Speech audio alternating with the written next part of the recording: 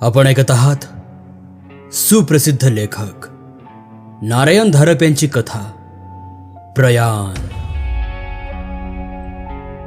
मी खोलीत पाय टाकला तेव्हा माझ्या ध्यानात आले की समर्थ कोणाशी तरी बोलत आहेत, पण मी अगदी पुढे येईपर्यंत त्या खोल आराम खुर्चीत बसलेले ते मध्यमवयीन गृहस्थ मला दिसले नाहीत.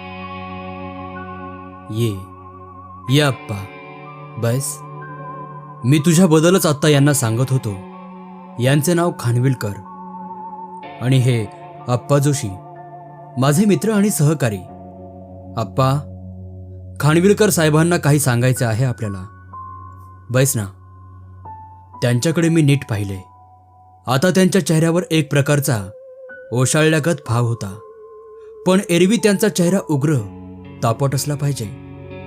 मी खुर्चीवर बसताच त्यांनी स्वतःचा घसा एकदा साफ केला व ते म्हणाले, या गोष्टीबद्दल तुमच्याकडे यायचे म्हणजे मला कसे तरीच होत आहे समर्थ, पण इतकी विचित्र आहे की. सांगा तर खरे. विचित्र असली तर फारच बरे, पण आपला परिचय तर झाला. समर्थांच्या चेहऱ्यावर एक विलक्षण भाव होता. मला त्याचा अर्थ समजला नाही. जरासे स्वतःशी हसून खानविलकर म्हणाले, ठीक आहे तर सांगतो. आधी माझ्या स्वतः संबंधी. मी जवळजवळ माझे सारे आयुष्य हिंदुस्थानाबाहेर घालविले आहे.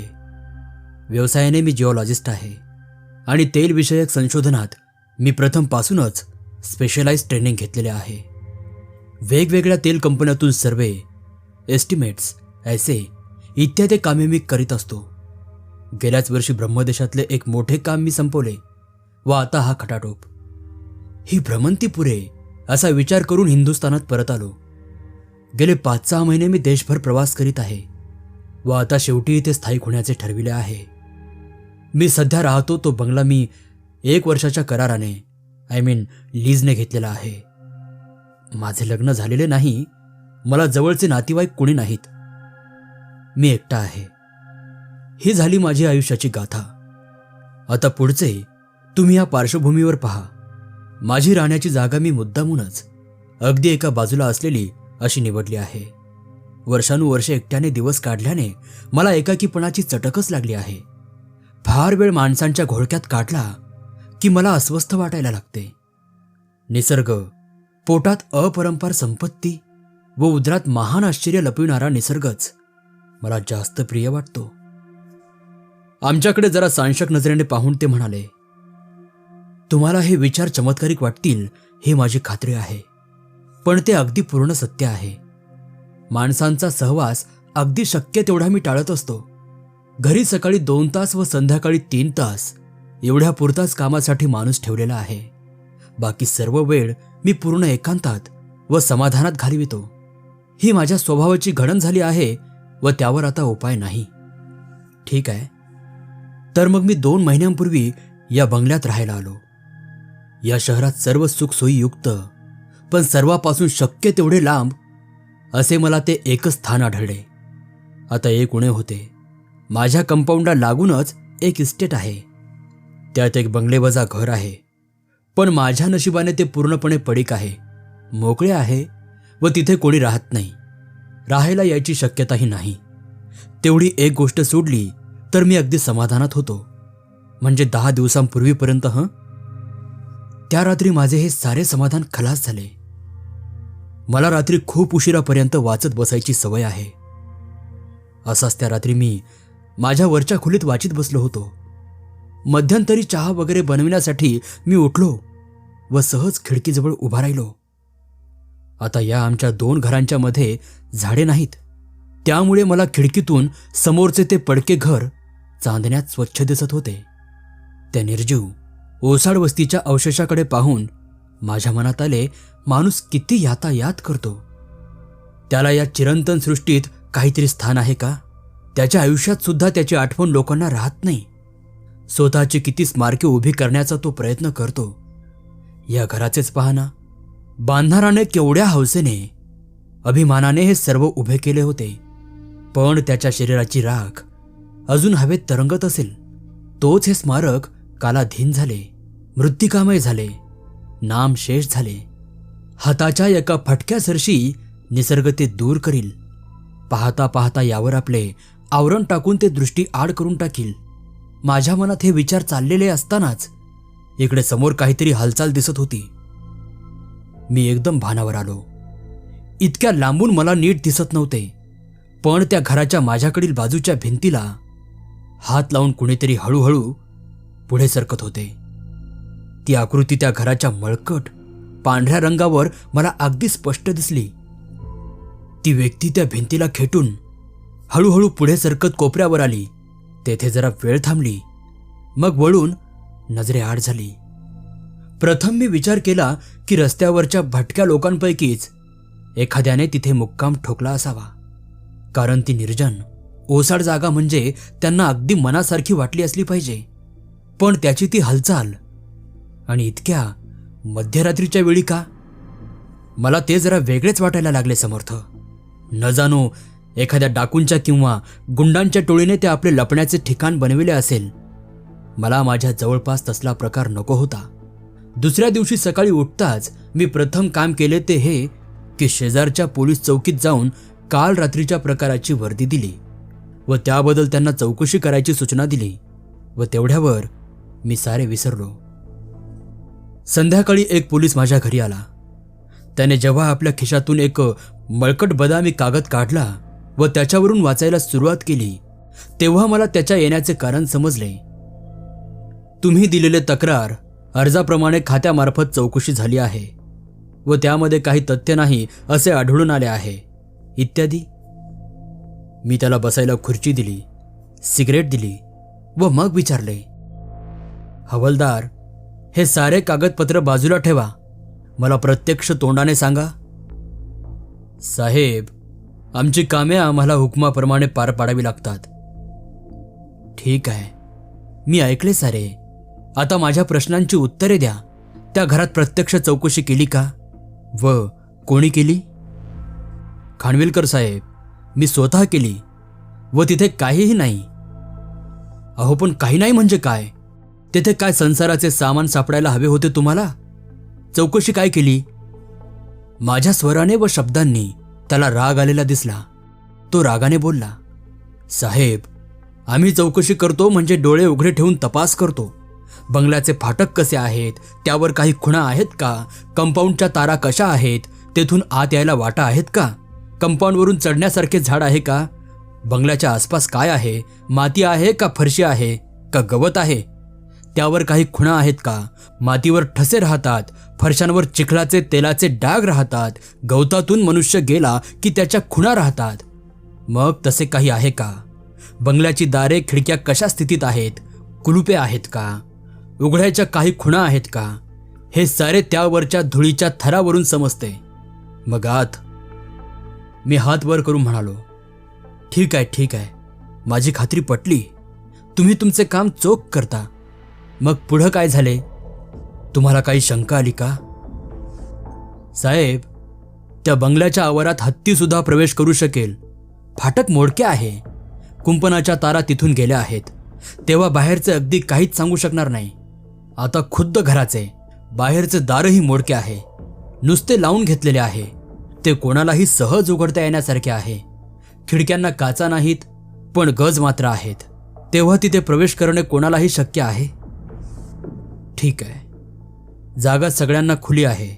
मग पुढे काय? मी म्हणालो, आम्ही प्रत्यक्ष आत गेलो व सर्व तपासले, तेव्हा तिथे कोणी नव्हते. समर्थ, यावेळी त्याच्या स्वरात मला थोडी अनिश्चितता दिसली. त्या मुद्द्यावरच त्याला थांबवून मी विचारले, असे का म्हणता? तुम्हाला इतर काही दिसले का? साहेब, तुम्हाला तोंडी म्हणून सांगतो, आमच्या रिपोर्टात तसे एक अक्षरही मला लिहिता येणार नाही. पण भर दुपारच्या वेळी आम्ही दोघे बरोबर असतानाही मला त्या घरात कोंडल्यासारखे वाटायला लागले, गुदमरल्यासारखे वाटायला लागले. तेथून केव्हा एकदा बाहेर पडतो असे वाटायला लागले.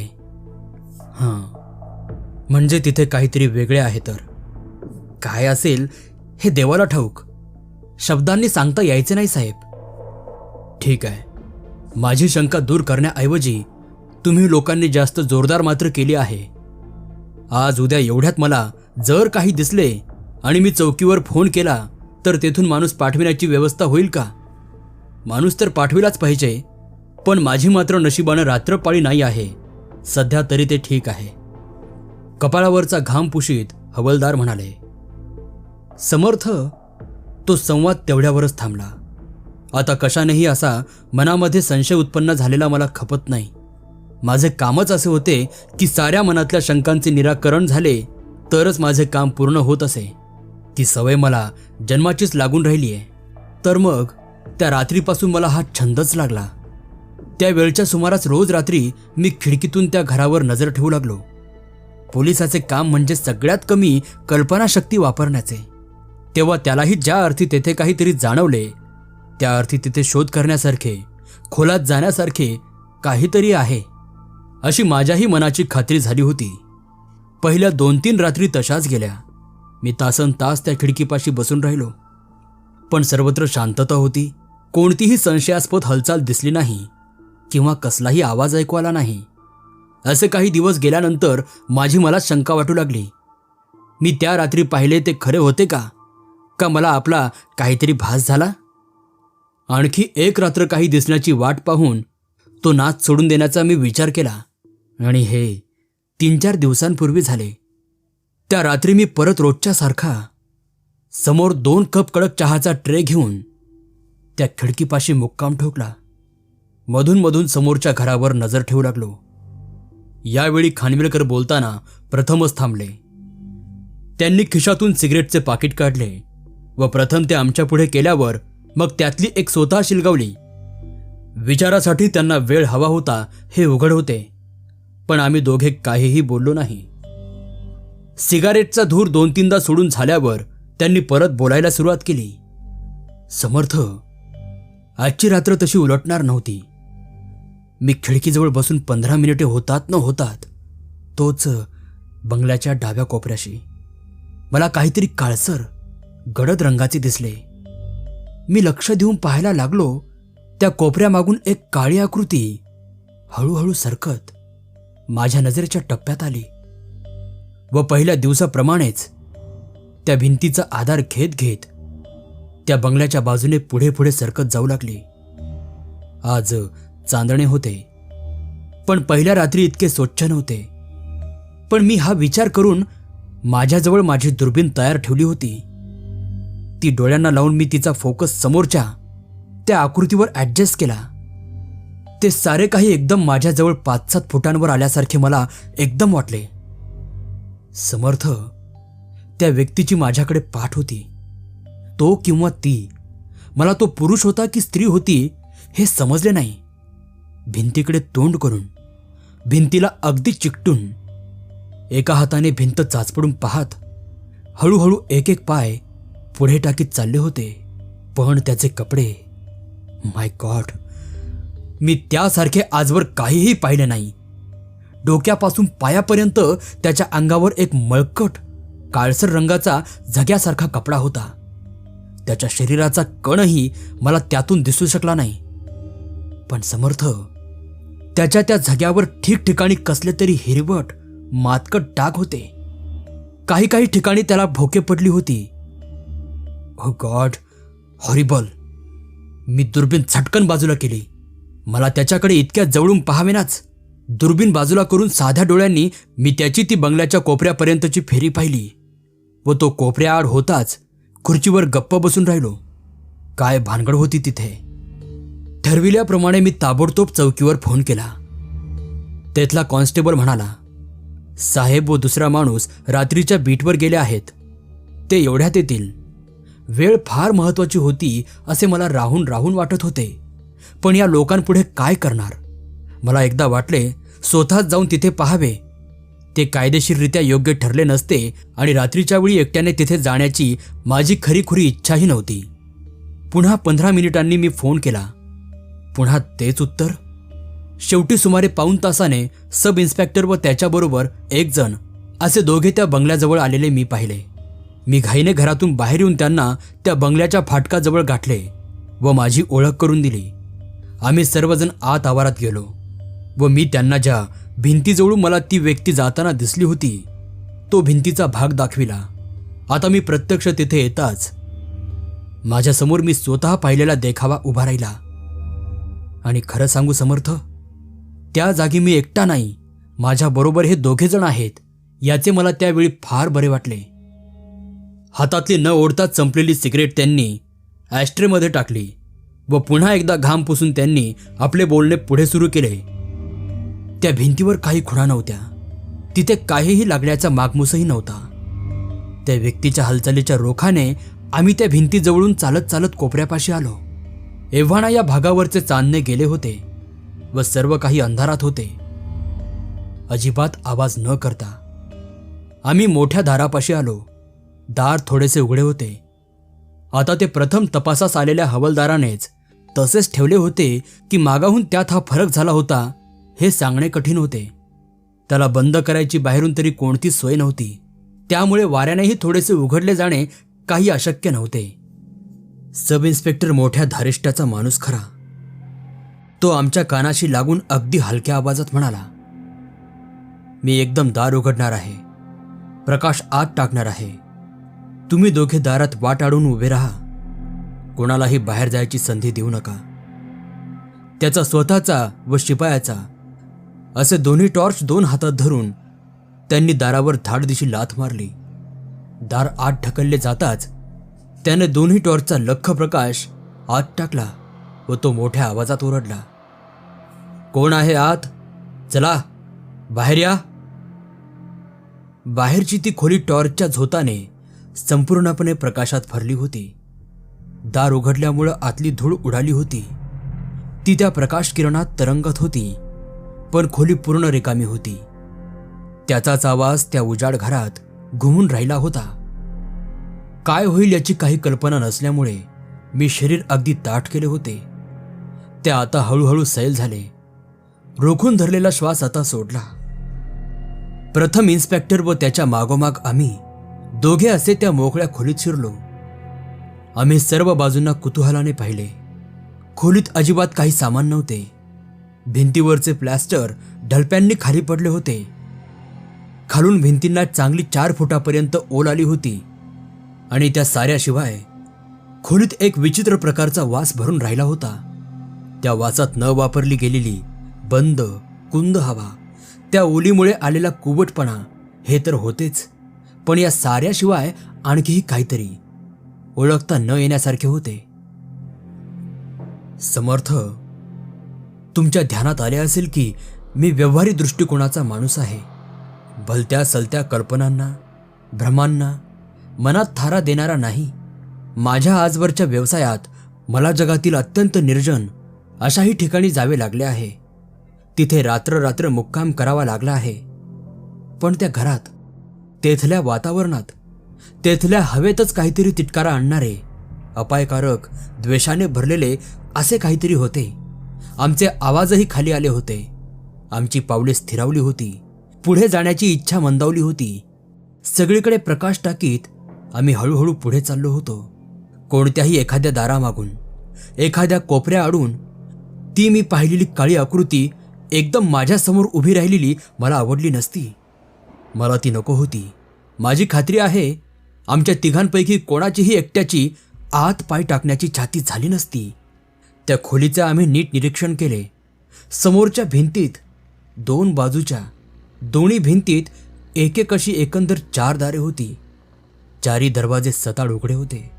प्रथम इन्स्पेक्टरने सुचविले की आमच्या 2 पार्ट्या कराव्यात व दोन्ही बाजूंनी तपास करीत निघावे. पण त्या सूचनेला काही फारसा पाठिंबा मिळाला नाही. आम्ही सर्वांनीच एक एक खोली तपासून पाहण्याचे ठरविले. पण या दारांची अडचण होती. जर कोणी आत खरोखर असेल तर ही उघडी दारे म्हणजे निसटून जाण्याच्या अगदी सोप्या वाटाच ठरल्या असत्या. थोडा विचार करून आम्ही त्या खोलीतली बाकीची सर्व दारे आमच्या बाजूने लावून घेतली. खूप दिवस उघडी असल्याने त्यांच्यावर सगळीकडून धुळीचा लेप साचला होता आणि बिजागऱ्याही गंजून वाळून गेल्या होत्या. ती लावून घेताना केवढाले तरी आवाज.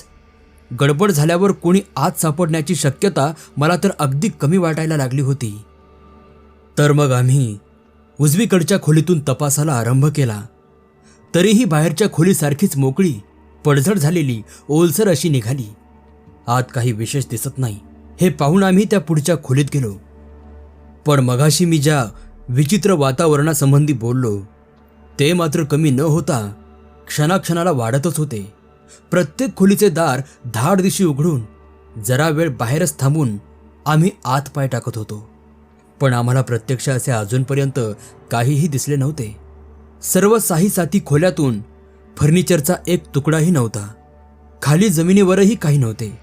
सर्वत्र धूळ, पक्ष्यांनी वगैरे आणलेल्या गवताच्या काड्या, जुने पिवळट वर्तमानपत्रांचे कपटे आणि त्या सर्वांवर धूळ. खरे म्हणजे या धुळीवरूनच आमच्या लक्षात यायला पाहिजे होते, कारण त्यावर आमच्या बुटांचे ठसे इतके स्वच्छ उमटत होते. पहिल्यांदा भेट देऊन गेलेल्या पोलिसांच्याही बुटांचे ठसे आमच्या हॉलपर्यंत आले होते व तेथून परत मागे गेलेले दिसत होते. तेव्हा एवढ्यात आमच्या चौघांशिवाय तिथे कोणीही प्रवेश केला नव्हता. ही गोष्ट सहज दिसण्यासारखी होती, किंवा प्रवेश केला असेलच तर त्याचा काही माग लागण्यासारखा नव्हता. सर्व खोल्या पाहत पाहत आम्ही हॉलच्या मागच्या बाजूस आलो.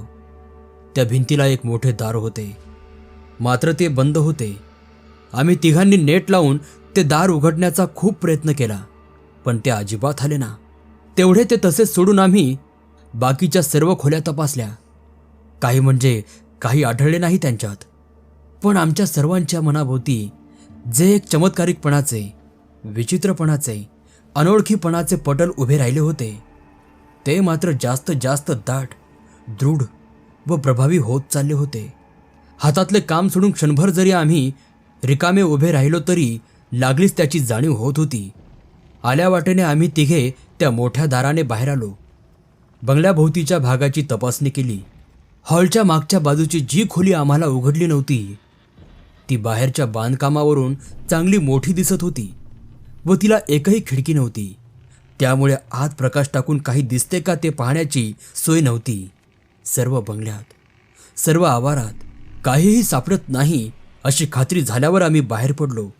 त्या दोघांना मी माझ्याकडे एखादा कप गरम चहा घेऊन जाण्याची विनंती केली व त्याप्रमाणे आम्ही सारे माझ्या बंगल्यात आलो. इन्स्पेक्टरच्या एकंदर वागण्यावरून त्याला मी ही यातायात विनाकारण करायला लावली असे त्यांचे मत झालेले दिसले. मी तो विषय काढायचे ठरविले. चहाचे कप हातात घेताच मी त्यांना विचारले, काय वाटते आपल्याला इन्स्पेक्टर? माझ्या तोंडावर त्याला काही बोलता येईना, पण तो म्हणाला, मिस्टर खानविलकर, तुम्ही प्रत्यक्षच माझ्याबरोबर होतात, तेव्हा तुम्हाला आणखी काय सांगण्याची गरज आहे? पण इन्स्पेक्टर साहेब, तुम्हाला त्या घरात काहीतरी विचित्र, नवखे वाटले नाही?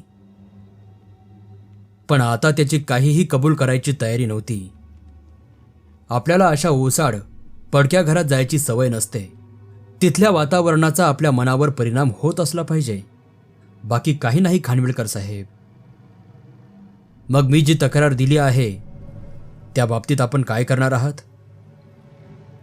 त्याने असहाय्यपणाने आपले दोन्ही हात माझ्यासमोर पसरले. साहेब, तुम्ही तिथे एखादा माणूस काही दिवस पाहण्यासाठी ठेवू शकणार नाही का? खुर्चीवर पलीकडे बसलेल्या कॉन्स्टेबलची यावेळी चुळबुळ झाली. तो घसा साफ करून म्हणाला, मिस्टर खानविलकर, आत्ताच्या माझ्या तपासावरून तेथे कोणी राहत असेल किंवा त्या जागेचा काही वाईट कामासाठी वापर करीत असेल असे मला वाटत नाही. म्हणजे तुम्ही माझ्या सांगण्यावर विश्वास ठेवत नाही? मिस्टर खानविलकर, विश्वास ठेवण्याचा प्रश्नच नाही. आम्ही प्रत्यक्ष येऊन तपास केला, नाही का?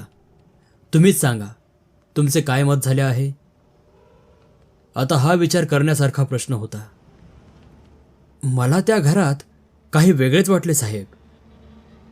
ठीक आहे, त्यावर आम्ही काय करू शकतो? पण उद्या मला तसे काही दिसले तर? तुम्ही आज उशिरा आलात. स्वतःशीच खांदे उडवीत तो म्हणाला, इतर कामांबरोबर हेही एक काम आम्ही करणार. थोडक्यात म्हणजे या गोष्टीवर वेळ घालवण्याची त्यांची तयारी नव्हती. मी त्यांना विचारले, समजा मी उद्या प्रत्यक्ष तिथे गेलो तर आपली हरकत आहे? कॉन्स्टेबलकडे पाहून डोळा मिचकावीत तो म्हणाला, कोणी रात्री अपरात्री एकट्याने त्या बंगल्यात प्रवेश केला तर ते आमच्यापर्यंत थोडेच पोहोचणार आहे. मला त्याच्या वागण्याचा फार राग आला होता, पण त्याचेही म्हणणे बरोबर होते. जरा वेळाने त्यांनी माझा निरोप घेतला. मी एकटाच वरती येऊन खिडकीतून त्या रहस्यमय घराकडे पाहत राहिलो. एकंदर प्रकारचा काय अर्थ लावायचा हे मला कळेना. मला त्या रात्री झोप लागायला बराच वेळ लागला होता. ही रुखरुख दुसऱ्या दिवशीही माझ्या मनात होतीच. सकाळी रोज मी 5-6 मैलांची रपेट करायला जातो. येताना मी त्या कंपाऊंडमध्ये शिरलो व त्या बंगल्याला एक चक्कर मारली. काही नाही, चीट पाखरू सुद्धा नाही. मग बाहेरच्या दारापाशी उभा राहून जरा विचार करून मी ते काठीने ढकलले. आत शांतता, अंधार, स्तब्धता एखाद्या डोहासारखी भरून राहिली होती. बाहेरचा प्रकाश जेमतेम 4-5 फुटांपर्यंत पोहोचत होता. त्यापुढे सारे काही अस्पष्ट, अर्धवट दिसत होते. स्वतः आत पाहण्याचा मी निश्चय केला. माझ्या मागे बाहेरचे दार बंद होऊ नये म्हणून दोन्ही दारांना अडसर म्हणून प्रत्येकाला एक मोठा दगड लावून ठेवला व त्या घरात शिरलो. समर्थ, ती काहीतरी वेगळीच जागा आहे. काल रात्री आत वेगळे वाटत होते, पण आता त्याची खरी शक्ती समजली. मी आत पाय टाकताच माझ्यात व बाहेरच्या जगात 4 भिंतीपेक्षा आणखी दुसरे कसले तरी आवरण, पडदा आहे असे मला वाटले. कारण बाहेरच्या वाऱ्याचा आवाज, पक्ष्यांची चिवचिव, पानांचा सळसळाट सारे काही एकदम बंद झाले. आत शांतता होती, पण ती समाधान देणारी नव्हती. मनाला उदास करणारी होती. आमच्या कालच्याच मार्गाने मी झपाझप त्या साऱ्या खोल्यातून पाहून आलो. तिथे काहीही बदल नव्हता, पण हा वेगळेपणा, हे नवीन काहीतरी मला ते शब्दांनी सांगता येत नाही. इतक्या वेळाच्या बोलण्यानंतर खानविलकर आता शांतपणे बसून राहिले. आम्ही काय बोलतो याकडे ते लक्ष देऊन पाहत होते. समर्थांच्याकडे येणाऱ्या खूपशा लोकांच्यात मी ही प्रतिक्रिया पाहिली आहे. त्यांनी सांगितलेल्या हकीकती आम्हाला बनावट, खोट्या, विचित्र तर वाटणार नाहीतच. समर्थ म्हणाले, खानविलकर साहेब, तुमच्या अनुभवाचे वर्णन तर तुम्ही अगदी पूर्ण, खडा न खडा दिला आहे, पण यापुढे काय? समर्थ, हेच तुम्ही मला विचारणार याची मला खात्री होती. मला स्वतःला काही अपाय झाला नाही. माझ्याशी त्या घराचा किंवा त्यातील रहिवाशांचा असतील तर संबंध आलेला नाही. येण्याची शक्यताही नाही. फक्त मला 2दा ती व्यक्ती दिसली व त्या घरात काही वेगळेपणा वाटला, पण एवढ्यावरच मी आपली गाठ घेतली आहे. खानविलकर साहेब, तुम्ही सांगता त्या गोष्टी, ते प्रकार तुम्हाला दिसले यावर माझा विश्वास आहे, पण या गोष्टी फार व्यक्तिजन्य असतात. समर्थ, माझ्या डोळ्यांना प्रत्यक्ष काही न दिसता मला. तेवढ्यात हात वर करून समर्थ म्हणाले, थांबा, हीच गोष्ट सगळ्यांच्या ध्यानात येत नाही. आपली ज्ञानेंद्रिय फार विश्वासू असतात. आपल्या कल्पनेपेक्षा जास्त विश्वासू असतात. फसतो तो आपला मेंदू. मन फसते. दिसणाऱ्या दृश्यातून अर्थ काढणारा आपला मेंदू आपल्याला फसवितो. कधी कधी ते आपल्या संरक्षणासाठी असते, कधी कधी ते अज्ञानामुळे, अनुभव नसल्यामुळे आपल्याला समजत नाही. तर मग तुम्हाला त्या रात्री समोर जेव्हा ती व्यक्ती दिसली तेव्हा तिथे प्रत्यक्ष काहीतरी असलेच पाहिजे, हे आपल्याला पाहायचे आहे. असं करा, तुम्ही आता रोज त्या घरावर नजर ठेवताच आहात, तेव्हा आता मी एवढेच सुचवू शकतो की काही पुन्हा दिसले तर मला कळवा, मगच काही पाहता येईल. मी रात्री त्यावेळी तुम्हाला फोन करू? इतक्या वेळी अवेळी मला येता येईल का नाही याची शंका वाटते. आणि तसा व्यक्तिगत धोक्याचा प्रश्न नाही, तेव्हा तितकीच निकडीची आवश्यकताही नाही. मला दुसऱ्या दिवशी सकाळी कळवा म्हणजे झाले. तेवढ्यावर खानविलकरांनी आमचा निरोप घेतला. नमस्कार मित्रांनो, मी नागसेन. सुप्रसिद्ध लेखक नारायण धारप यांची कथा प्रयाण हा या कथेचा भाग 1 होता. लवकरच आपण भाग 2 कडे वळूयात. तोपर्यंत ही कथा आवडत असेल तर व्हिडिओला लाईक, कमेंट आणि चॅनलला सबस्क्राईब करायला विसरू नका. धन्यवाद.